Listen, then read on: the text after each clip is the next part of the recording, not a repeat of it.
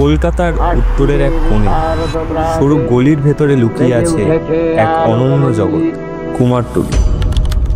এখানে কাদামাটি কথা বলে, রঙে তুলিতে ভাসে বিশ্বাসের ছোঁয়া। দেবীর চোখে প্রাণ আসে, আর সেই প্রাণ দেন যারা, তাদের নাম হয়তো আমরা জানিই না।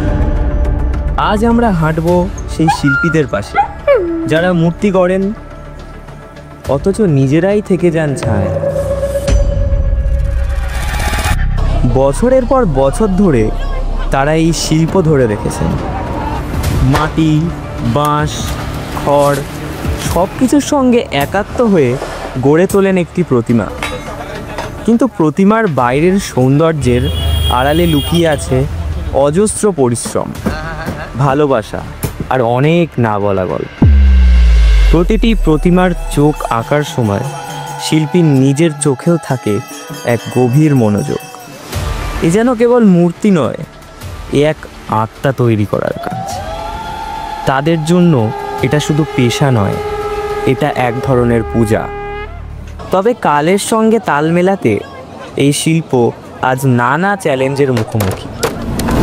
আসুন তাহলে কুমোরটুলির অন্যতম প্রবীণ শিল্পী শ্রী নিমাই চন্দ্র পালের কাছ থেকে তার কাজের অভিজ্ঞতাগুলো জেনে নিই। আচ্ছা, আপনার নাম কি? আমার নাম নিমাই চন্দ্র পাল। আপনি কতদিন ধরে এই পেশায় আছেন? আমি এখানে এসেছি 1974। গ্র্যাজুয়েট কমপ্লিট করার পর বাবার হাত ধরে এই লাইনে ঢুকেছি। আপনি কোথা থেকে এসেছেন? আমাদের অরিজিনাল দেশ হচ্ছে নদিয়া শান্তিপুর। সেখান থেকে আমার ঠাকুরদা আসেন, ঠাকুরদার বাবা আসেন, এসে আমাদের এখন বর্তমানে 6 পুরুষ ধরে এই জায়গায় আমরা বেড়াচ্ছি।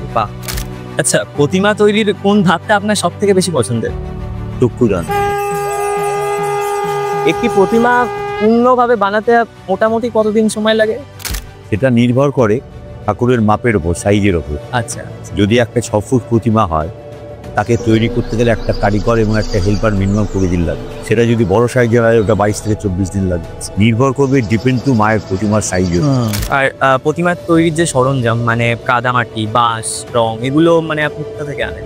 বিভিন্ন জায়গাতে পাওয়া যায়, বিভিন্ন জায়গা আছে আমাদের, ঠিক আছে। কাঠগোলায় এখানে বাগবাজারের কাঠগোলায় সেখান থেকে কাঠ আছে। আমাদের গঙ্গার ধারে পাওয়া যায়, গঙ্গায় যে বাঁশ আছে, গঙ্গায় ভাসিয়ে মুর্শিদাবাদ থেকে বাঁশ, সেই বাঁশ কিনি। অনেক সময় সেই বাঁশের দাম চড়া হলে আমরা বড়নগর থেকে বাঁশ নিয়ে আসি, সেই মালের একটু কম রেট। মানে পয়সা যেরকম ব্যবসার পয়সা মূলধন, সেই অনুযায়ী যেখান থেকে পারচেস করি, তবে সবই লোকালে পাওয়া যায়। আপনি যখন প্রতিমার চক্ষুদান করেন তখন আপনার কেমন অনুভূতি হয়? অনুভূতি মিনস হচ্ছে প্রতিমা চক্ষুদান করতে হলে একাগ্র মনোচিত্রে কাজ করতে হয়। মনটাকে যদি এক জায়গায় না হয়, তাহলে কিন্তু প্রতিমার চক্ষুদান হয় না। তখন বাইরে কোনো দিকে কেউ নেই, আমি আর মা। এই মনটা নিয়ে যদি আপনি প্রতিবার চক্ষুদান করলে সেটা পারফেক্ট হবে, কারণ সেটা স্নিগ্ধ, কমল এবং শান্ত মুখী। একদম। এই পেশায় আপনার দিক থেকেই বলুন, এই পেশায় হচ্ছে সবচেয়ে বড় আনন্দ কি আর সবচেয়ে কষ্ট কি? এই পেশায় আনন্দ হচ্ছে ব্যবসা করি জাস্টেই, ঠিক আছে। কিন্তু এই পেশায় যখন খরিদ্দারের প্রতিমাটা দেখে বলে যে কি সুন্দর হয়েছে, তখন মনটা গর্বে ভরে যায়। কিন্তু এতে প্রসপেক্ট নেই, মানে মুনাফা যাকে বলে, ব্যবসা করতে গেলে যে অর্থনৈতিক, এর কিন্তু ভবিষ্যৎ পরিকাঠামো খুবই ভালো, যার জন্য আত্মতুষ্টি আছে। কিন্তু ইন ফিউচার কিছু করব, বাড়ি করব, গাড়ি করব, আমার ফ্যামিলি, এই আশা করলে কিন্তু ভুল। আমরা যখন থেকে শিখি তখন তো কিছুই ছিল না। বর্তমানে একটু মার্কেট ওঠার জন্য এখন তবুও আমাদের নেক্সট জেনারেশন আসার মুখ দেখছে। এই যে এখন অনেক আধুনিক মেশিন হয়েছে, অনেক কারখানা হয়েছে, সেই ক্ষেত্রে কি আপনাদের জীবিকায় কোনো প্রভাব ফেলছে? না না না না না, আমাদের হাতের কাজ, এটা মানে একদম কলা শিল্প, আমাদের হাতে পোড়াক, আমরা হাত দিয়ে সব কাজ করি। তবে হ্যাঁ, কাজ করতে গেলে কিছু কিছু মেশিন আমাদের ইউজ করতে হয়, যেমন কাজ করতে গেলে কাটার মেশিন, ড্রিল মেশিন ফুটো করতে গেলে, এবং কম্প্রেসার মেশিন যা দিয়ে স্প্রে করে রং হয়, তাদের রংটা ভালো হয়, স্মুথ হয়, এইগুলো ব্যবহার করে আমাদের সব প্রোডাক্টই হাতে। আচ্ছা আচ্ছা, আপনি কি নতুন প্রজন্মকে এই পেশায় আসতে বলবেন?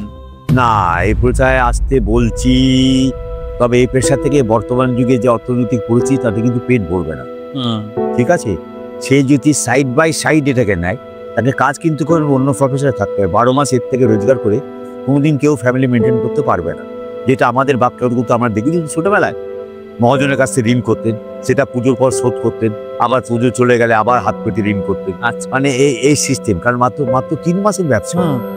সেপ্টেম্বর, অক্টোবর, নভেম্বর 3 মাস ব্যবসা করলে দুর্গাকালী শেষ। কিন্তু 12 মাসে বছর, সেই 12 মাস চালাতে গেলে একটা ফ্যামিলি মেনটেন্স যে অর্থ, সেই অর্থ এর থেকে আসে না। আচ্ছা, আপনার জীবনে এই পেশা নিয়ে মানে কোনো একটা বিশেষ মুহূর্ত কি আছে যেটা আপনার মনে আছে, সারা জীবন মনেও থাকবে? হ্যাঁ, আমি জানি, সেটা এসছে আমার জীবনে বহুবার এসছে। বহুবার এসছে, একবার কেন বহুবার। দুর্গার ক্ষেত্রে এসছে শিউরি জুনাই ক্লাবের একটা ঠাকুর করতাম আমি। আর সেটা 1900 আজ থেকে প্রায় 10 বছর আগে সেখানে কাজ করতে গিয়েছিলাম। তারা আমায় কলকাতা থেকে নিয়ে গেছে। তখন তারা আমাকে বলল যে যেটু আপনাকে আসতে হবে একবার আমাদের প্যান্ডেলে। কি ব্যাপার না, হোল বীরভূম ডিস্ট্রিক্ট ঠাকুরটা ফার্স্ট হয়েছে এবং তারা কলকাতায় মমতা ব্যানার্জির হাত থেকে তারা প্রাইজ নিয়ে গেছে। যে ঠাকুরটা এখানে রয়েছে টানা চোখ আমার পেছনে, এই দুর্গা প্রতিমা, তাদের 50 বছরের, ঠিক আছে। তখন বুকটা আনন্দে ভরে গেছিল গর্বে।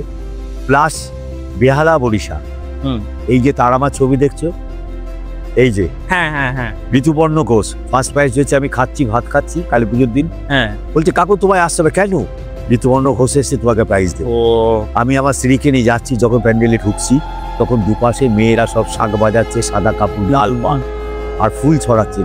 প্রাণটা একদম এই বললাম না, আত্মতুষ্টি আছে। এই জায়গাটা মনে হয় আমি শিল্পী, আমার কাজে আমি সম্মান পেয়েছি। কিন্তু ওই যে বললাম মানি, বর্তমান যুগে যেটা প্রয়োজন সেটা ফুলফিল হচ্ছে না। আচ্ছা, খুব সুন্দর লাগলো আপনার সাথে কথা বলে। আর দারুণ লাগলো, দারুণ। মানে শিল্পী সত্তা এটাকেই বলে, শিল্পী সত্তা এটাকেই বলে।